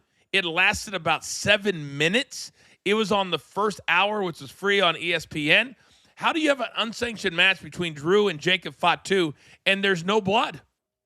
Yeah. The reason you make it unsanctioned is because it's so out of control that you can't control it, so it's not real to you. You guys go out there and you can't sue us if you hurt each other. That's an unsanctioned match. Yeah. Hey, Coach, I want to ask you this because I'm not sure what you got on the docket, and I want to make sure I get your opinion and your view on this. What did you think about the Lesnar thing? I actually loved that part of the show. I loved Oba. Oba's a star. He's an absolute star. When you watch little kids all the way up to grandmothers doing the walk, don't screw that up. I think Brock, if you were to ask me, do I think they thought he was going to retire in the ring? I would say probably not. Here's why. Because Brock's super smart. And Brock has never done something that Brock doesn't want to do. And when all the storylines are out there, Vince, that Gunther is going to be the one to end his career in Minnesota at SummerSlam in August, Vince, we saw what happened with Cena. And they got nothing out of it. Yeah. So if you're Brock and you look at what happened to Cena and he was unable to walk out with his hands raised, then if you're going to do that, wouldn't you rather do it at the place that you became famous by beating The Undertaker as opposed to Gunther, a wrestler that they barely are invested in anymore, in front of your home crowd and your home fans? I think he thought about that, and he called that audible at some point in the last 24 hours. That's what I think. Well, if he called that audible in the last 24 hours, that also shows you his respect for Triple H. Think about that. Exactly. Think about that. So producer man just sent this to me. During his emotional retirement, Brock Lesnar threw an X sign to Paul Heyman and the cameras. In wrestling, this signal is used to ensure everyone knows something is off script and actually real. A truly legendary end to an era. That's not technically true. The X is if somebody's hurt. Yeah. And that's a way of telling them in the back that after a big move or whatever. What do you think, Vince? God, here's what I think, because it's always the writer in me. If you knew he was going to do that, then that's part of the angle. Then Brock Lesnar is saying, if I lose this match, I'm going to retire on the spot. Otherwise, now, if he says that, now you're selling more tickets. So, but here's the thing, Coach. You don't know if they were stupid enough to not even realize that. You know what I'm saying? Because that's what I would have done. If this is part of the angle, Brock is saying, if I lose to you, I'm going to retire in the middle of the ring. Now we're going to sell more tickets. But I don't even know if their minds think that way, Coach. I agree with that. I really do. I also think that Brock is so much smarter than people give him credit for. And he's always gotten the deals that he's wanted because he's always been in a position to be able to do that. People complain all the time, well, how come he gets $4 million for 20 appearances? Because he can. Just like Roman Reigns, because he can. And I think for Brock, he probably, he got like legitimately emotional. Yeah. Because I think all the bullshit he's been through the last couple of years because of Vince, and I don't know if he participated or not. It looked like he didn't even participate. He was just receiving the stuff. So if that was the case, it could, no matter how much money you have, Vince, personally, when you open up your phone or social media and somebody's saying all this stuff about it, hurts. I don't care if you're big badass or not. And I think it meant the world to him to get the thank you, Brock. Thank you. I think it did. And think about it, because again, guys, this, the lawsuit and whatnot, but what you read about it reads like Vince pulled him into it. Exactly. That's can you imagine? I mean, can you imagine if Vince pulled you into this and now this becomes a huge part of your life for 10 years because 1000%. of something Vince did that you have no control over? Think about that, man. For how smart wrestling fans think that they are, they would not have brought him back if he was still active in any lawsuit whatsoever. Yeah. And so the minute they brought him back meant he got cleared of any of that, and we need to focus on that instead of saying, wasn't him. Nothing drives me crazier than when people write that shit. Yeah. When they go, oh, you're going to back, and then they call somebody a name. Yeah. Block. I don't even waste time in here. Block, block, block. I don't have any time in my life to read crap like that. I Yeah. really don't. Yeah. Your boy Jimmy Fingers, 2 spots. Now, Jimmy is the poster child for buying all of the different merch we have at our new merch store. He has, what, 8, 9 of them? Oh, yeah. He shows the video. Yes. Yeah, the video was great. He says, guys, how would you have done the finish after Randy RKO'd McAfee? I would have had Randy RKO Cody after McAfee got the 3 count, and then have Cody low blow Randy after congratulating him. Then Cody punt kicks Randy. There's a lot there. I will say this. What did you make, Vince? Because a lot of the criticism of the main event is that it just didn't make any sense. The storyline didn't make any sense. McAfee gets elbowed out on a stretcher. Boom, boom, boom, boom, boom. He comes back. Referee's down. He counts 1, 2. Why would he count slow for his guy?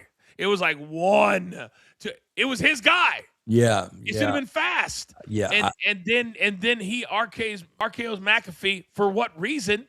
And then he punts half of Cody's face off, and it's he had staples in his head and 3 sutures in his face after taking the punt from Randy Orton. And Vince, he had a sold-out appearance Sunday at WWE World canceled. Yeah, I heard about that. What do you make of the whole thing?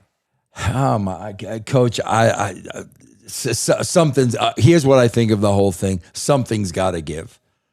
Obviously, man, there is so much turmoil and so much bullshit going on within that company. Something has got to give. There's no question about it. So normally the first 2 or 3 weeks after WrestleMania is when people get fired, people get released. Yeah. So that clock starts tonight. Yeah. Do you think that we're going to see some names that shock us a little bit?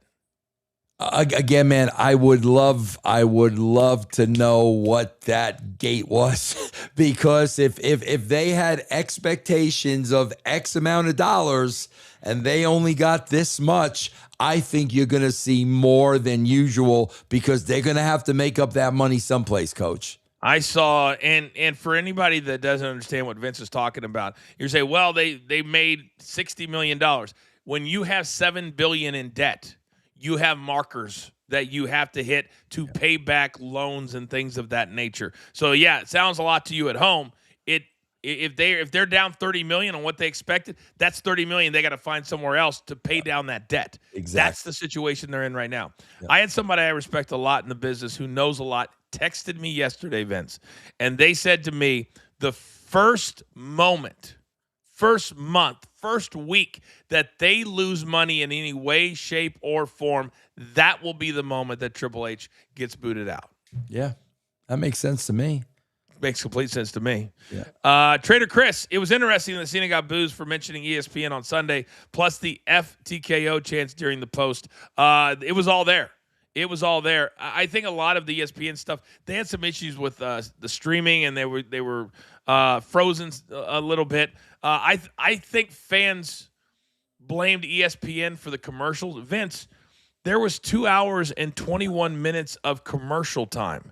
And this is WrestleMania that, for all time, has been a pay-per-view or on Peacock with no commercials. Yeah. And then all of a sudden, it was like a shock to even my system.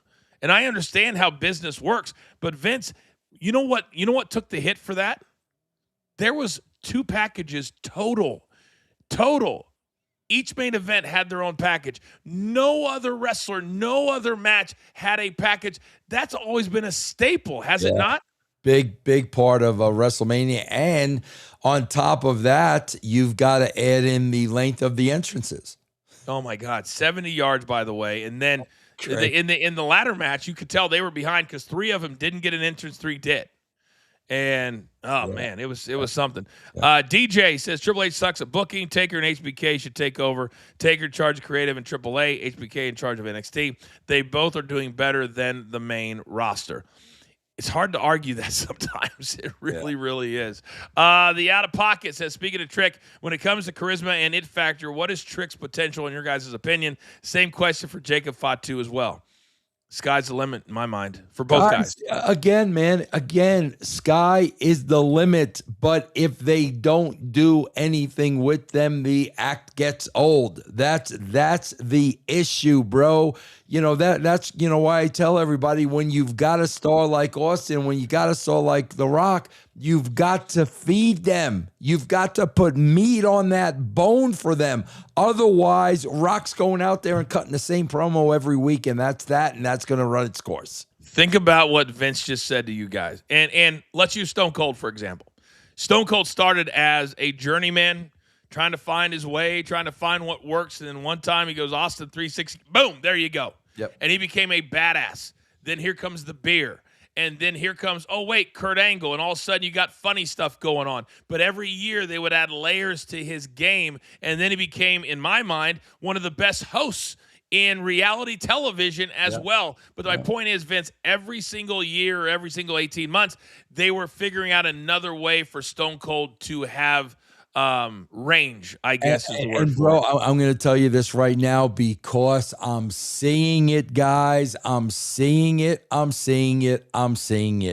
The shiny new toy right now is Danhausen, and they're putting that dude all over everything. Guys, what happens is, when you put somebody all over everything, they're no longer special. And they're doing that now. I can see every time Danhausen on the red carpet, Danhausen chasing down John Cena, Danhausen taking a dump, Danhausen with the Miz. That's what they're doing. And now all of a sudden, Danhausen isn't going to be special. They're going to run out of these ideas, and we're going to be on to the next guy. They already are. Last night, because this is where I love you guys that watch this show, because you're smart. And part of it's because of us, but part of it's because you guys want to learn.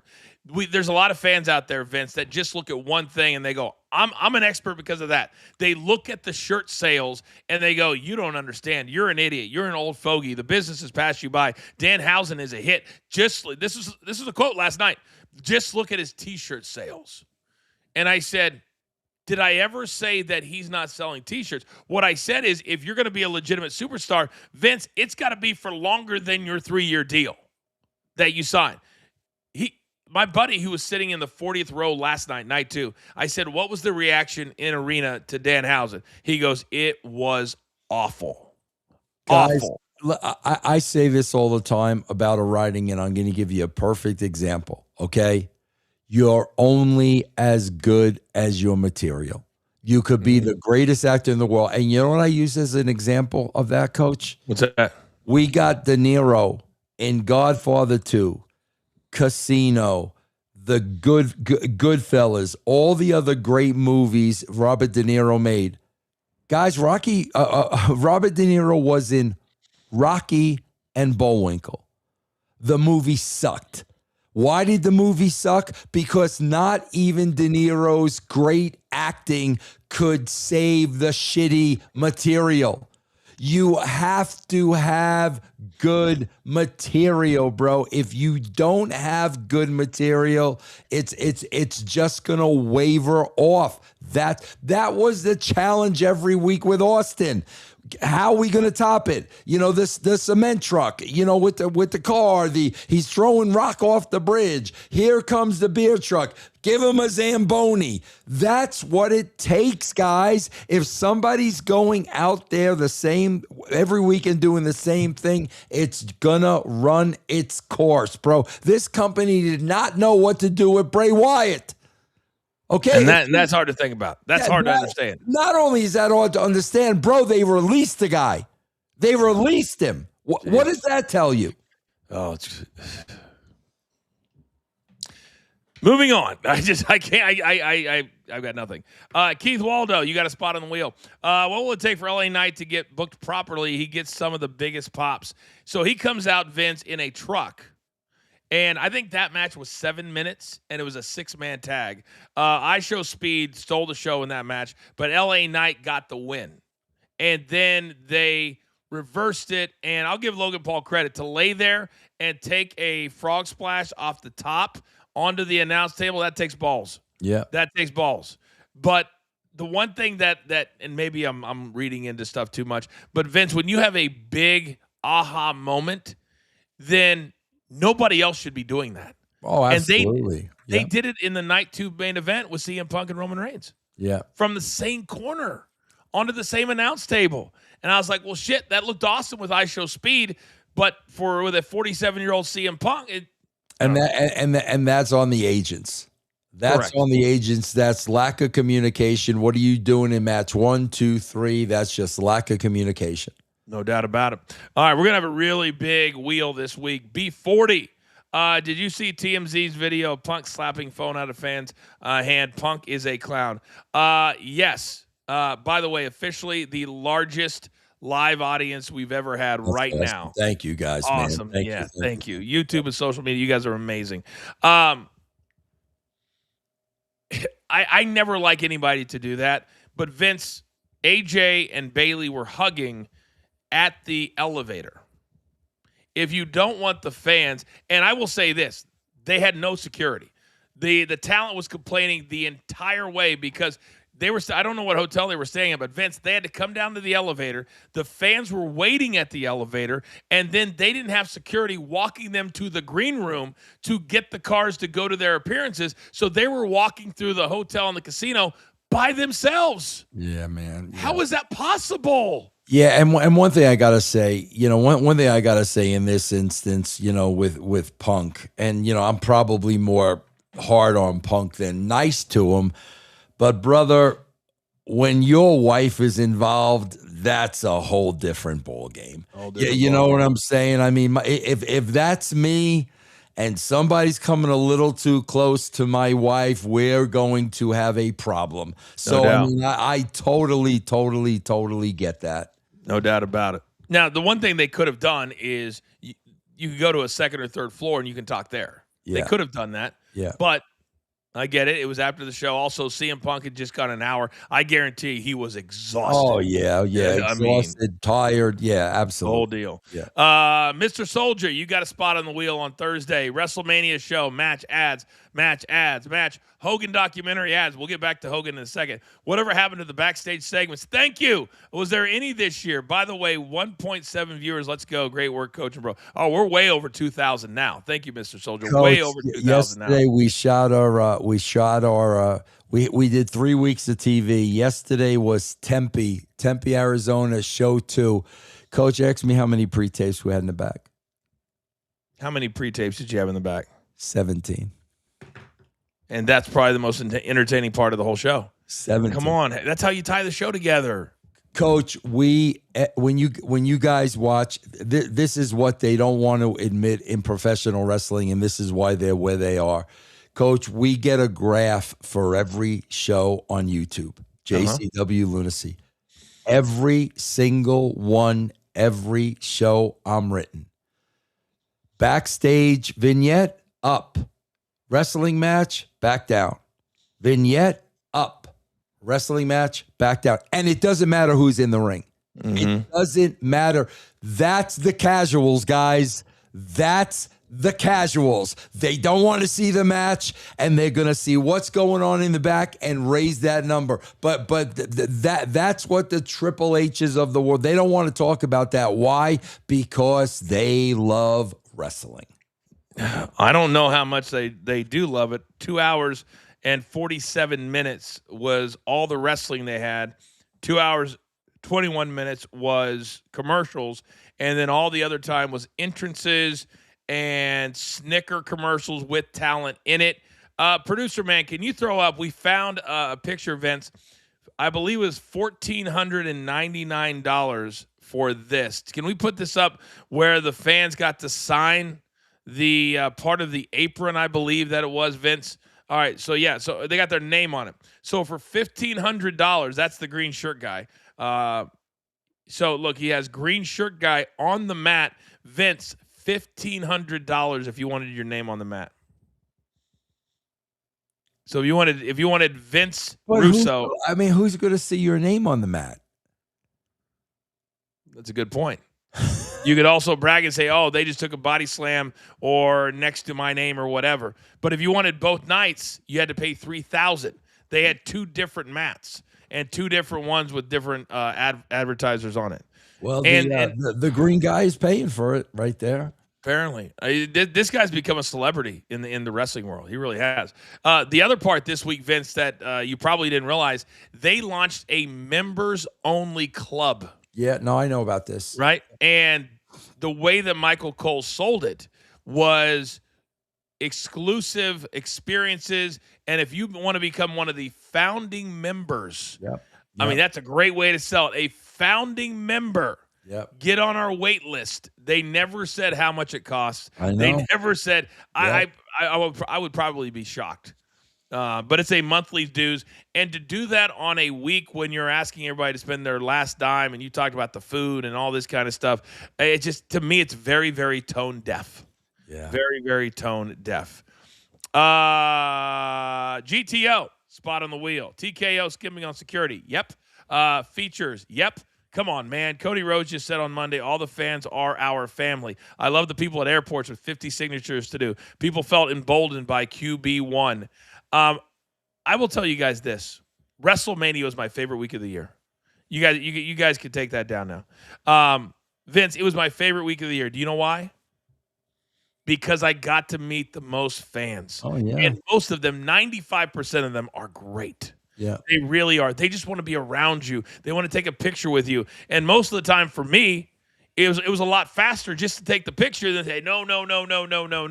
So much faster. Coach, I swear, Coach, again, man, I was right smack in the middle of WrestleCon and wrestling fans. And obviously I didn't have security or anything else. And Coach, there were times when I had to walk distances. And guys, I am telling you, Coach, every 10 feet, Vince, can we get a picture? Vince, can we get a picture? Vince, can you sign this? Vince, every 10 feet. Guys, here's when it's a pain in the ass. I'll be honest with you. And guys, I have to preface this. I don't do this every day. So let me give them the benefit of the doubt. I don't do this any day. But Coach, the only time it really gets to be a problem is when you have to be somewhere. Yeah. Yeah. When you got to be somewhere. Now it's a problem because you stop me every 5 minutes and holy shit, I was supposed to be there 15 minutes ago. But it's like outside of that, where are you going? What can't you sign? Like, what picture can you take outside of you got to beat somewhere at a certain time? I used to get in so many arguments with friends who were talents who used to complain about it all the time. And I would want to say to them, because I was lucky, Vince, that I was, as a trained sportscaster, I had other options. Yeah. But if you're a wrestler and you're making that kind of money, you have very, very few. Yep. And sometimes it's easy to take your mind off of what's really going on. And I remember I used to get in an argument with the Big Show. And I know you've been around the Big Show a lot too. And if you're 7 feet 2 inches, where are you going to make outside of the NBA? Are you going to make 7 figures for an extended period of time? Yep. You're not. And he used to get so irritated at people saying, how big are you? How big are you? And he'd get so angry and rude and tell them, and I'd be like, listen, once in a while, you just got to, he goes, Coach, you know how old it gets? I go, I get it. But do you like the house you live in? Do you like the big ass car you're able to buy to fit your big ass in it? Yep. That's part of it. And guess what? 20, 25 years from now, you're going to be sitting at a table at WrestleCon and you're going to have a stack of photos and nobody's coming over. Oh. Okay, I mean, because of that. Because of that, we all saw the wrestler, man. So much of that stuff in the wrestler was so true, 1,000%. And like I said, 20, 25 years, into the business, when you're not that celebrity on TV every week and you're depending on those conventions, you're hoping and wishing and praying somebody comes over so you could sell them an autograph. Oh, I don't even want to use the word sad, but I've run into a few people the last couple of years, and you ask them, say, hey, what are you doing now? Well, the circuit, they call it the circuit. Every weekend I'm at a different one and blah, blah, blah, blah, blah. And I'm like, oh my God, Vince, my biggest fear. And I ask you 3 times about this, that I get asked probably once a week to do a autograph show. And as as big as my ego is, it's also very small. And I'm terrified of showing up to one of these things and doing the whole standing there talking to somebody because I don't have a line. It terrifies me. Well, but coaches, it's like we just talked about earlier. You can't do it all the time. You got to be special. You want to do one every 5 years. Now it's special. You're out there every weekend. That's what you're going to get. So let's ask the chat, because you and I have been talking about it behind the scenes. Chat, we want you to write yes or no. If you had the ability, and let's say $50 and a VIP ticket would be $75 or $100. Let's use those numbers. Would you guys go to a live taping of the Coach and Bro Show at SummerSlam? Yes or no? Would that be something you guys would do and would want to do? And I'm anxious to see what and you don't have to just be nice to us. If it's something, say no. Say no. I want to get kind of a poll right now on what you guys would do, because we're thinking about it. Because we've had a couple of people come at us, and Vince is like, "No, I don't want to do that, Coach." Hey, and I'm Coach, like, Dirt Sheet Dan just took his abacus out. He took his abacus out. He's now counting the yeses and the nos, Coach. Big stuff. Big stunner. 95. What happened to the abacus? Bring back the abacus. Did you have an abacus in school? 1965 happened. Bring back the abacus. I want the abacus back, man. Oh, my kids are still taking algebra, and they're like, "Dad, I hate it." I go, "Son, just get through it. You're never going to use algebra or geometry ever a day in your life." Yes, yeah. Let's go big stud of 95. Oba versus Roman at SummerSlam for the title. Might as well go all out there, because very few American fans are going to go to Saudi for Mania. No need to wait. Oba, Sids, Goldberg type, skip the line. Vince, that's a big question. Is with Mania going to Saudi next year, I feel that is going to add to the pressure for Triple H, because now because I don't think fans are going to travel after the war and all that. And I think it's going to be a dud. So you're basically doing a 2-year build until you can make it right again for the fans here in the United States. Do you feel that same way? Coach, he ain't going to be around by the time they go to Saudi. He ain't going to have to worry about that. What about the next one? I agree with that. I'm just telling you, bro. Like, if this company does not make a change in creative, they deserve. God, bro, it's like a manager going 50 and 110. At some point, we've got to make a change, guys. I think the one thing that you've said that really has resonated with me is when something happens on a major level, and who takes the brunt of it? Who takes the brunt of it? It's been the talent. It's been the talent. Yep. And can you imagine if you're one of the females, Vince? I don't like to live in the world of I deserve it. I deserve it. But you've got EO. You had Tiffy Time. You had 5 or 6 others I can't think of right now. And they bring Paige back. And not only do they bring Paige back, they make her a tag team champion. Yeah. When you had all of those girls sitting on the sidelines, was that a good look? Did you? Yeah, no, that's the part that stings, guys, because what happens is now you start getting this, man. Now this is going through the locker room, and guys, please believe us. That's how it happens. Yes. And all of a sudden, somebody comes in and are pushed to the top of the line when you've been there busting your ass 5-10 years. That's when this starts. You remember what I said 2 weeks ago right here on the show? What did I say? My sources told me that the Bella Twins were politicking behind the scenes. They weren't getting the matches they thought they were going to get when Brie came back, and they wanted to be tag team champions at WrestleMania. Do you remember when I said that? Yes. Nikki gets hurt, and instead of pivoting to a different winner, they, for whatever reason, Vince, they listened to them and still gave it to them. And let's go back to this. Hey, listen, I like Paige. I'm a fan of hers. I always been a fan. But how does that story make sense? What the heck is Paige's ties with the Bellas? That's what I'm talking about. Guys, you got to understand, I got no problem with this if it makes sense. If there was some kind of a build and some kind of a story, but What does she have a history with the Bellas? Well, there's that hit show Total Divas. And The how hit show long Total ago was Divas. that? And I didn't see that. It was a hit show, but it was like 7 or 8 years ago. But Vince, she hasn't wrestled in over 10 because she was medically ruled out of the business. That's why they released her. That's why they released her. She couldn't wrestle. So I was terrified for her the other day. I was like, oh my God, I'm quite sure that she had done a lot of bumping before then. But Vince, she took no bumps in that match. Yeah. She gave the bumps. She took no bumps. Yeah.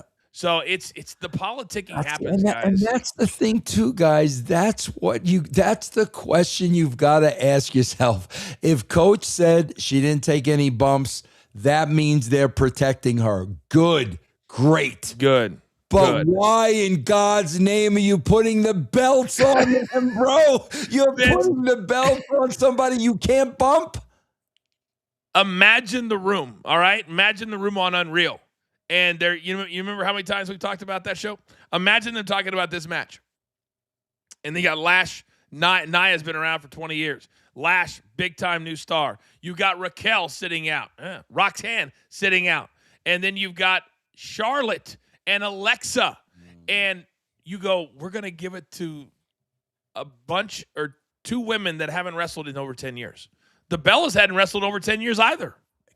So many of these moves, my God, guys, if we look at the last month, I mean, just Coach, so many of these, it just reeks desperation. It's just like we're trying anything. I mean, that's what it reeks like. Oh, did you say try anything? Yeah. I'm so glad that you said that. Producer man, can you throw up the full screen from the Wrestle Purist? Vince, they are going, so I don't know if you saw this. So this guy is a billionaire, okay? He's a billionaire. And they introduced him, and they had him sit with the announcers. And I'm guessing, because they never really alluded to it, that he paid a bunch of money to be able to sit at the announce table for a match or two. Of course. He didn't say one word, Vince. They didn't let him say one word. Have you ever seen such a thing? Have you ever seen such a thing? During WrestleMania, a fan/billionaire is allowed to sit at the announce table. Bro, is their coach, correct me if I'm wrong. Yeah. Do you believe that there has to be a team at TKO, a team, not one person, a team that comes up with all the ideas of how they can make money? There has to be. This is a full-time job. All the angles they come from, seriously, it's incredible. It's incredible. It's almost. I'm almost envious. Envious. It absolutely is. Oh man. RDV. Did you guys hear Mark Shapiro? Yeah, and yes, we did. Yes, we did. RDV. That interview is going to start making the rounds, and I am blown away that this guy Vince, for as smart as he is, still says the stupid shit that he says and believes that he is right because of the deals that they have cut. He thinks it's right across the board. Man, I don't even think he realizes what he said, Vince. I really don't. Do you think he realizes what he said? They're in charge of creative 100%? You can't cut a guy at the knees worse than that. You can't. Yeah. You can't. And he's talking to students in a class, and he says that, Vince. Oh. All right, Tay Jack, you got a spot on the wheel. I agree, Vince. Triple H will not be there next year. If you notice, he was a no-show for the post-show last night. You're damn right. And that is on purpose, guys. Because remember, he was the first guy out there most of the time during the press conferences. And by the way, Vince, you're still public enemy number one because all of those influencers that you called out on the Tony Khan interview, all of a sudden, they're not in those interviews anymore. They're not at the shows anymore. Very interesting. Coach, I thought I was public enemy number one. Coach, I'm 65 years old. Yes. I was standing in a ring yesterday in Tempe, Arizona. You ready for this? Yes. Getting pelted with shit, Coach. Pelted with shit, like actual shit? Bottles, cans, cups, got it. Ice, pelted. Hey, that's go away heat, Vince. That's go away heat. That's go away heat. Oh, man. Mr. Talk, Carmelo Hayes, EO Sky, Tiffy Time, Street Profits, Raquel. I can just imagine what they are thinking. And that's not even all of them. I got to bro, I'm begging, I'm hoping, I'm praying. Please tell me Carmelo Hayes is hurt. No. He's got to He was be. on SmackDown the week before. No, he's not. How did he's not. all these guys jump Carmelo Hayes? I Oh said my yesterday, if there was one guy that I bro. could understand that would lose his mind, it's Carmelo Hayes. Come on, man. He's been the best performer on that show for the 4 months. This is what we're talking about, man. Like, come on. Would it be nice if they just flipped it so we could? I would love to rave about everything. There are a few things here that I actually liked, but the negative so outshines and the chat feels the same way. We're not in the minority here. They feel the exact same way. Man, Raquel Rodriguez, what are we doing? Venom829, you are a premium member, and we thank you for that. Enjoy the watch-alongs. Do you guys think part of the reason Rock won't come back is because he was loyal to VKM and Triple H and Nick Khan were backstabbing him to get him out? No. I think Rock hates Triple H. That's what it is. You guys got to understand, I've been saying it for 2 years since we started this show. How do I know? I was in the rooms. Yep. I was in the rooms. And I have it on good authority, Vince, that Brian Gerwitz is already working on like storyline number 4, 5, and 6 already right now. And Rock wants him to be the main guy because, guys, Brian Gerwitz back in the day was the main guy. Yep. He was the lead writer for Raw. He wrote all of Rock's promos, those legendary promos, Vince. Brian wrote those. Then he left with The Rock to run his production company. Yep. And he wrote the entire show, Young Rock, on NBC. Yep. This guy's a great writer. He is. He knows how to write for characters. Mm-hmm. So, Vince, if Rock wants him in that spot, Rock's going to get him in that spot. No doubt. No doubt. Frank Tesh. Can I stop you right there? Seriously, Coach. Well, Coach just said something interesting. In Rock, if Rock wants him in that spot, he's going to be in that spot. Guys, I'm going to throw one question out there to you. I swear to God, one simple question. Okay? If you're defending Triple H, what is the defense? I want to hear the defense. That's a great question. What has improved under Triple H? I really want to hear that defense. Okay, so you're asking. So let's paint the scenario then. So if they're in a room and Triple H is in there, and there's a voice that's not his defending him to whoever, plus, what do they say? What do they say? Positive, negatives. Defend Triple H. He's liked by the younger talent. He's liked by the NXT people. That's it. That's really been the most positive thing that the talent has said about him. Remember, Randy was like, we all love him. He lets us off for our kids' birthdays and games and all that. That only goes so far. Because if you're letting all the guys off and they're not there for the biggest storylines and the fans don't give a shit about the kids' Little League games. I don't know, Vince. I don't have an answer to that. I really, really don't. So Coach and Vince, did you guys see the dirt sheet riders in the ring fighting each other? Frank, they are the gift that just keeps on giving. Yes. We're too good at this. They serve it up on a silver platter. Then what are we supposed to do with it? Vince, exactly. I don't know how many times Sean Sapp, who is the most passive-aggressive person, I'm not even saying in wrestling, he's never been in the business. Guys, these guys think they're in the business. They're not. If you have to buy a ticket, you're not in the business. Yeah. And Vince, he's been in the ring a couple of times. And Alvarez is actually, jiu-jitsu guy. I think he's a pretty good athlete. But come on. Because that's what they want to be doing. That's the whole thing. That's what they wish they were doing. Yes. That's why they get on me all the time, guys, because I was something that they could never be. They could never be. Yeah. And that is in the ring. I was in multiple. We all know my resume, but they hate the fact that there's nothing they can do about it. They insult. I always say, Coach, like think about this for a second, guys. I was in a room behind closed doors. Bill Goldberg was 3 inches from my face and wanted to kill me. Put Sean Sapp in that spot. Put Dave Meltzer in that spot, bro. Put Wade Keller in that spot. Put them in that spot and then talk to me, man. and then talk to me, bro. That's real shit right there. That is real shit right there. All right, we knew this was going to be a mega show, but producer man, if I see your name on my phone one more time, I'm going to kill you. We got a couple more super stickers, and we got to get the hell out of here. I can't wait to see what happens on Monday Night Raw tonight. Willis Wheeler, Punk and Roman ending made no sense. Roman got put through the table and nut shots and 2 GTSs, and Punk was the one passed out. I'll just push back a little bit. I didn't have an issue. The only thing I had an issue with, Vince, is that Roman used steel steps as the referee was facing him and hit Punk in the head with steel steps. Where's the DQ? Yeah. And he was on the outside as well. Yeah. Yeah. That's the only issue I had, is you can't bury the referee like that. You just can't. Venom829, Vince, I heard you had a conversation with a wrestler at WrestleCon where he said you lied about him or something. Was it JBL? For the record, yes, it was. We will address that in the weeks to come. Awesome Sauce. I laughed so hard at the HOF when Triple H kids were speaking and Triple H was on his phone. He was full on dad at kids dance recital mode. I have no issues if they're watching on a stream. Coach, I got to throw the timeout. Let's get this in there. Okay. Let's get this in there because we are fair. Okay. Sure. You said there were some things I liked, but you did not tell us what they were.